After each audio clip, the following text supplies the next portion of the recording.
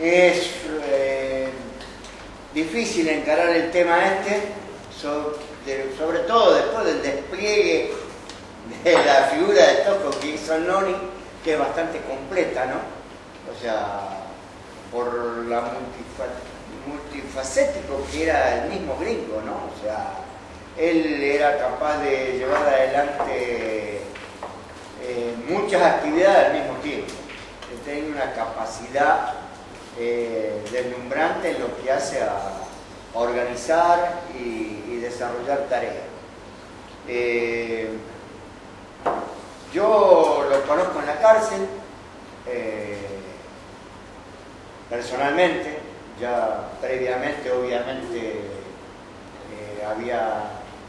había participado en la calle, en el Rosariazo y en esa época ya defendiendo esa figura de ese gringo que se iba perfilando como un dirigente que no traicionaba. Hasta ese momento para mí era así, por lo menos uno que no traiciona, porque mi primera experiencia gremial en aquellos años fue bastante nefasta. En aquel momento los dirigentes de la UOM, que era el gremio en el que yo intenté hacer algo, se vendían. Yo me acuerdo patente una sola vez, fui al sindicato cuando habían cambiado de autoridades, comenté que yo ya había hecho como 4 o 5 denuncias en el sindicato y que había ido el inspector a mirar y qué sé yo, pero que nunca se habían solucionado los problemas que teníamos nosotros, en una fabriquita más o menos chica. Y me dice, bueno, mira, si hiciste denuncia, vamos a los archivos a ver qué es lo que pasó, qué es lo que se fijó, si se planteó algo. Y en los archivos no había nada. Nada de nada. O sea, no solamente no figuraban mis denuncias, sino que la fabriquita esa no figuraba. Entonces, cuando uno va hablando con compañeros, va desarrollándose, va movilizándose, y ya venía esa voz con acento cordobés de que hasta ese momento para nosotros era suficiente con que no traicionara, ¿no? Para nosotros era más que suficiente. Y de ahí que empezamos a tratar de levantar esa figura, conocerlo. Desgraciadamente lo conocí en la cárcel. Estaba yo en un pabellón, y en el guardia dice, bueno, preparen que van a entrar gente, y bueno, preguntamos quiénes vienen, quiénes no vienen, y de golpe nos encontramos con que los que entran eran los compañeros de Luis Fuerza de Córdoba, con 2 por la cabeza, y varios compañeros sindicalistas más de Córdoba. Yo estoy 2 días o 3 nomás ahí con él, en ese mismo pabellón, compartiendo todo, y el gringo, o sea, lo cuento así como anécdota siempre, ¿no? Cómo él se subordina totalmente a la disciplina que teníamos ahí adentro. Él para nada hizo ninguna diferenciación en el momento. Después, más adelante, a los segundo o tercer día, incluso nosotros teníamos una fajín bastante rígida a la mañana de gimnasia. Corríamos, hacíamos gimnasia, etcétera. O sea, claro, estaba ya el plan de fuga. Había que prepararse para la fuga. Claro, había que prepararse para la fuga. Y el rato de gimnasia no era un rato de gimnasia, era ponernos 100%. Y cuando el gringo se disciplina y se pone a correr y se pone a... Claro, venía de estar en un encierro muy enclaustrado, y el loco agarró y dijo, bueno, compañero, mire, yo tengo que plantear algo. Y lo planteó que él físicamente no estaba a la altura de eso, y que por otro lado, a él, cuando estaba muy encerrado con Ongaro, le pasaron unas clases de yoga, pues ya que ahí donde él estaba no podía correr ni nada, por lo menos esas clases de yoga le iban a hacer conocer su cuerpo y tratar con algunos ejercicios varios, mover la musculatura que era elemental que se moviera porque el encierro no le permitía. Entonces el gringo lo que hizo fue decir, bueno, yo voy a seguir haciendo yoga. Si alguien quiere prenderse conmigo, nos prendemos y hacemos yoga. Y varios nos prendimos ahí con él a hacer yoga y por otro lado hacer la foto. Obviamente dijimos, bueno, mejor, contra más físicamente bien estemos, mejoré. Y bueno, al poquito tiempo a mí me trasladan, porque como cuento ahí en esa película, la política penitenciaria era dividirnos a los que estábamos relacionados con las organizaciones armadas por un lado, y los sindicalistas arman todo un pabellón de sindicalistas.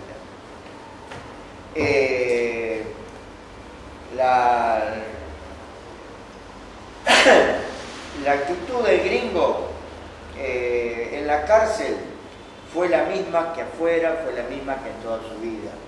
La unidad y la unidad en la acción, la unidad en la lucha. ¿Y cómo se logra la unidad en la acción? Buscando un punto de unidad. Ese era el dictito que él siempre repetía. Busquemos un punto de unidad, no nos separemos de ese punto de unidad y ahí estamos unidos.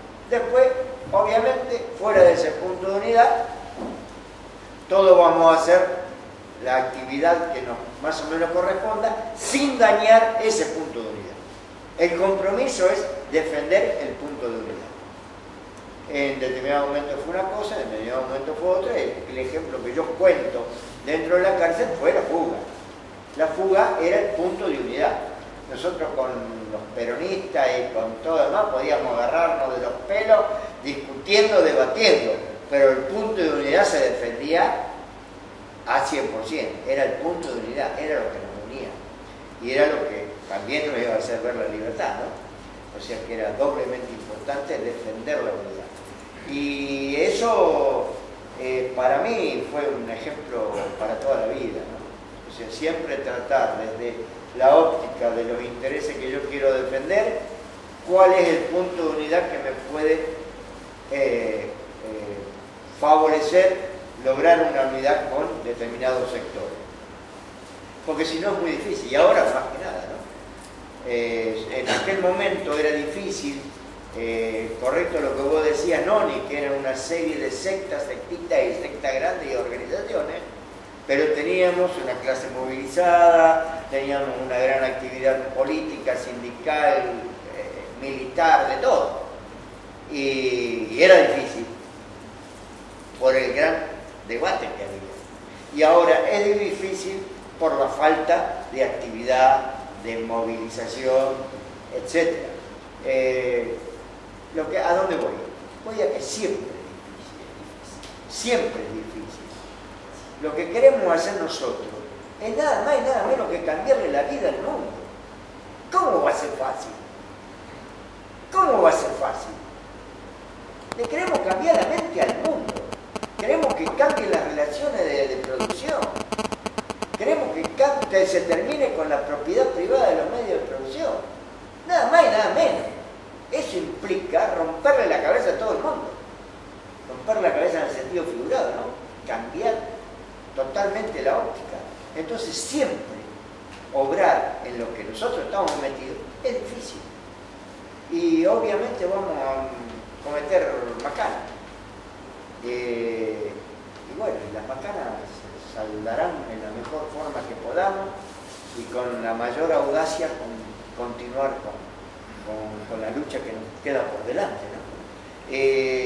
Eso yo creo que siempre es así, siempre va a ser así y que solamente va a haber un mayor descanso, una nueva vida, cuando el hombre sea otro hombre, cuando la sociedad sea otra sociedad, cuando el hombre pueda desplegarse más multifacéticamente y pueda abarcar otros aspectos de la vida cultural, laboral, etcétera, que hoy no puede.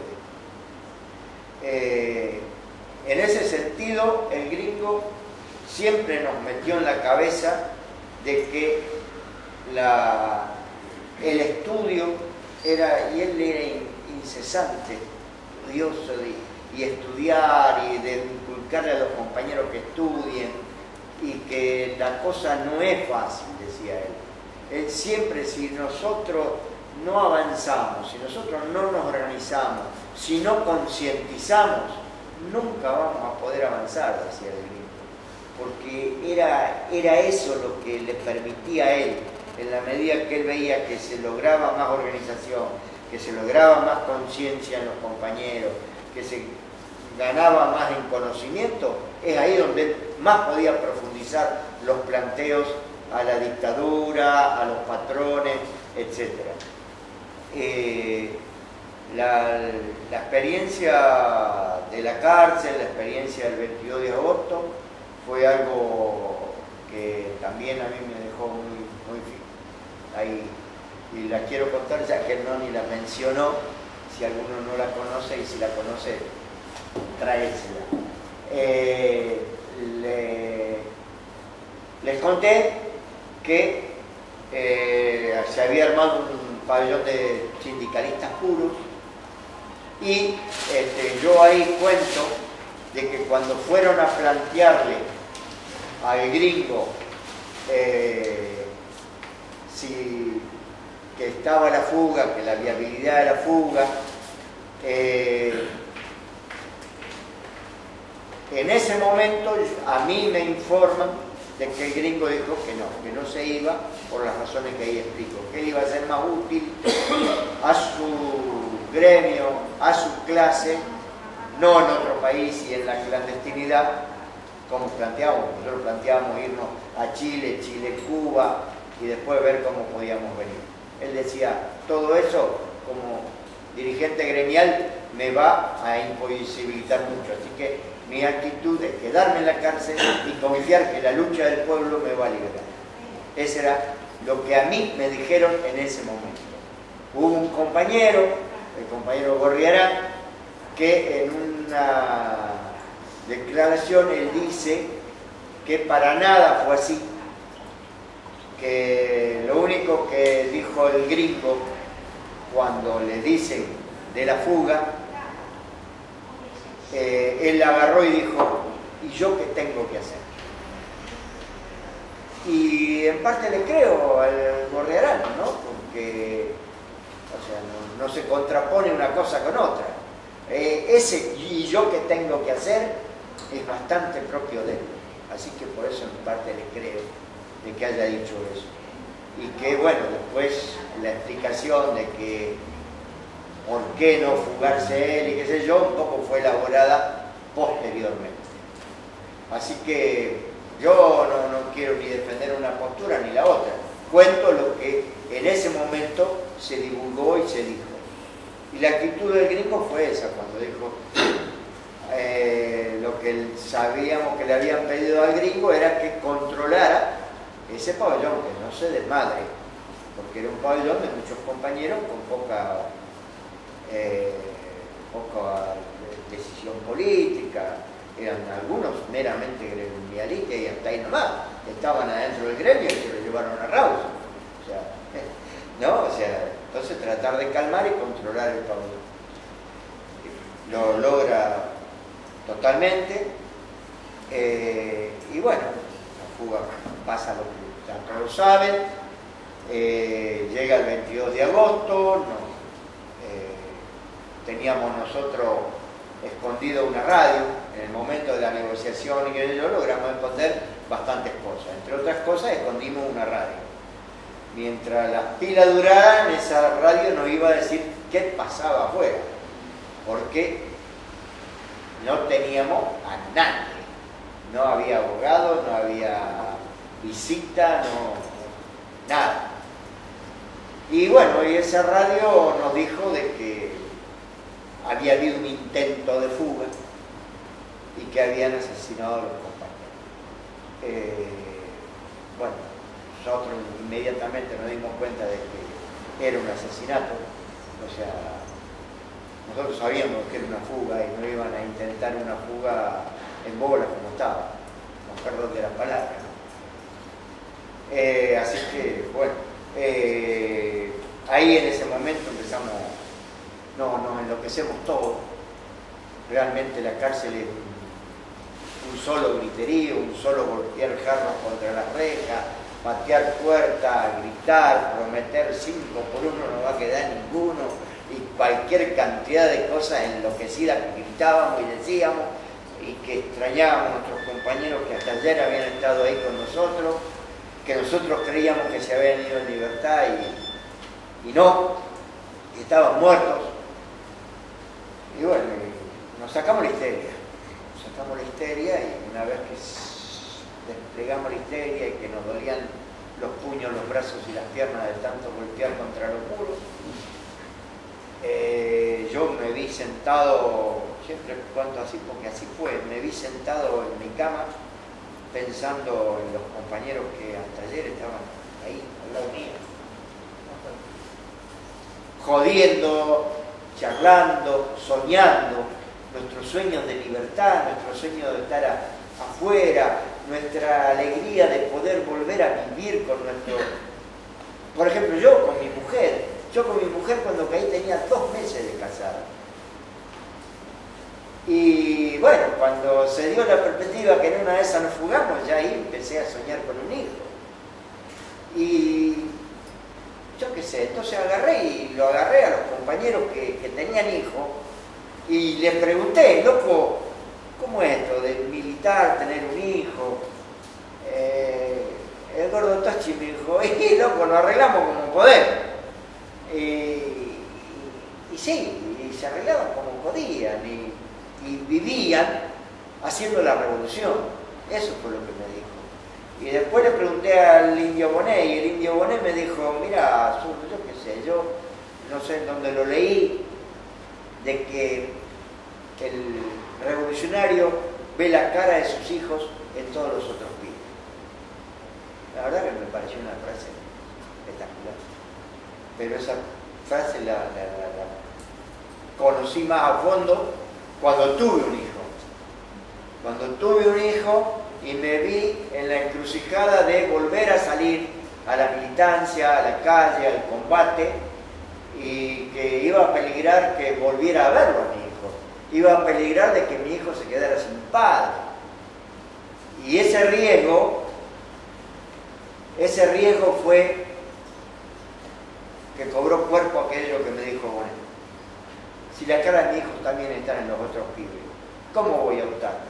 No puedo optar, no hay opción. La salida es de conjunto, no hay salida individual. Eso fue lo que me ayudó muchísimo. Porque es duro, es difícil.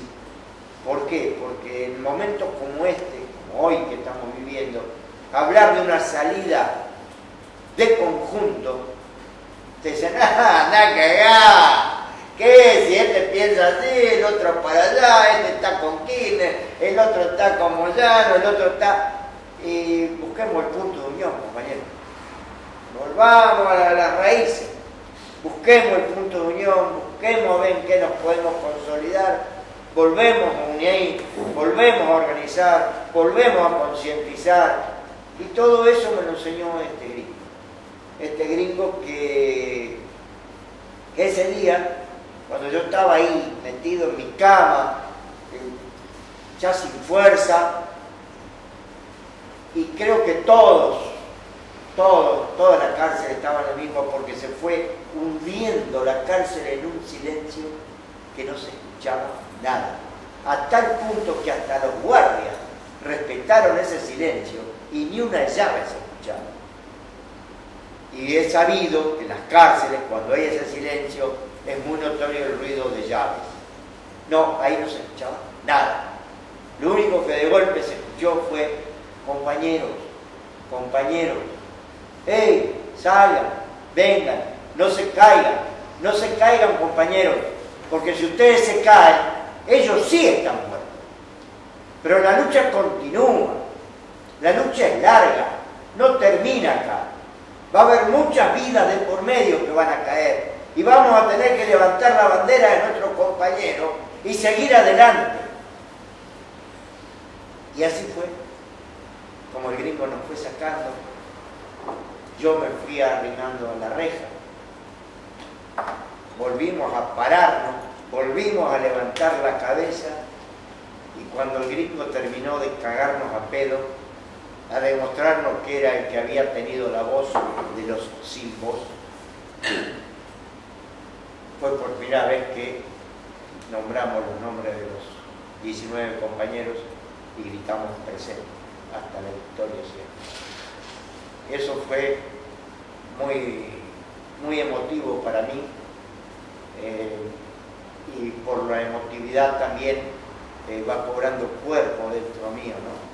Y me va fortaleciendo, y me fortaleció mucho para soportar la caída de tantos compañeros, de tantas camaradas, de tanta gente linda que yo tanto he amado, y que bueno, no están, pero están. En la medida que no caigamos, están. En la medida que alguien siga levantando la bandera de un país mejor, de un mundo mejor, de una sociedad que dé un salto que debe dar, porque ya no va más esta explotación inmunda de la explotación del hombre por el hombre. Yo pienso que se va a dar, y ellos van a seguir viviendo en nosotros. Yo quería, un poco para terminar, leerles lo que publicaron acá en este librito. Esto es un librito que se escribió todo lo que se grabó cuando se hizo Tosco, un grito de piedra. Está todo lo que se dijo. Y muchas cosas están en el video y muchas cosas ni aparecen, ¿no? Y en la contratapa, los que le hicieron, que les cuento, la virtud de este video es de gente, hecha por gente que no conoció a Tosco. Eran todos pibes. Ninguno, ni Jaime, que era el mayorcito de él, lo que fue el director, hasta la camarógrafa, hasta todo, no sabían quién era Tosco. Lo fueron conociendo en la medida que iban haciendo el video, y el video es en base a reportajes filmados y después compaginados.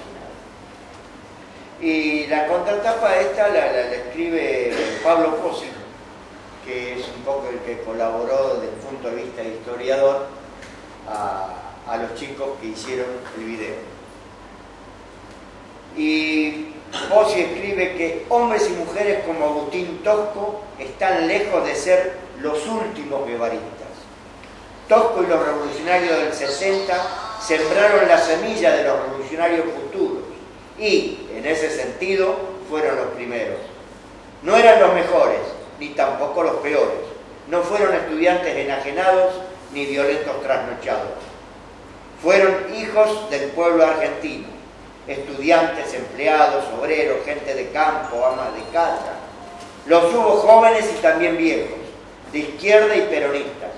Tuvieron una gran virtud que los quebrados de hoy tratan de olvidar: la fuerza de que les doliera la injusticia y la convicción de que la vida solo tenía sentido en función del compromiso con un mundo mejor. Como tales, nos negaron muchas cosas, pero sobre todo dos. Primero, la convicción de que un mundo mejor solo será obra de la lucha popular y del compromiso individual. Y segundo, el ejemplo de que la vida al servicio de los ideales es el único sendero para obtener la libertad y la salvación de la humanidad. Por eso, aún hoy, Tosco y los setentistas siguen luchando por un mundo mejor y erigiéndose en uno de los obstáculos del capitalismo.